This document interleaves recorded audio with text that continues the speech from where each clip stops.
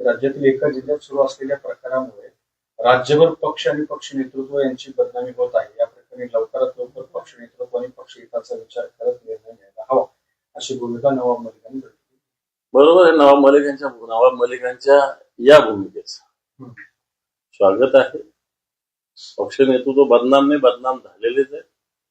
तिथले अजितदादा पक्षाचे कार्यकर्ते गुंडागर्दीशिवाय काही करत नाही, हप्ते ठेवल्याशिवाय काही करत नाही, खंडणी गोळा करण्याशिवाय काही व्यवसाय करत नाही. हे सगळे जे धनंजय मुंडेंचे चेले चपाटे यांचा हाच परळी, अंबेजोगाई या सगळ्या पट्ट्यामध्ये काम आहे. मला वाटतं हे वारंवार सातत्यानं या महाराष्ट्राच्या समोर आलेलं आहे. धनंजय मुंडे म्हणतात की मला बदनाम करायचं असल्यास करा, बीडला बदनाम करू. आता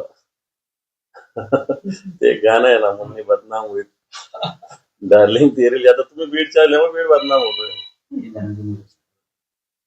दुसरं, मुख्यमंत्री गेले दावोस दौऱ्यासाठी 4 दिवस वर्ल्ड इकॉनॉमिक्स फोरम मध्ये गुंतवणुकीसाठी परिषदेत सहभागी होत आहेत. दावोस मला वाटतं मागच्या 2-3 वर्षाचं इन्व्हेस्टमेंटचं काय स्थिती आहे दावोस मध्ये झालेल्या कराराचं, याची एकदा जनतेला माहिती दिली पाहिजे.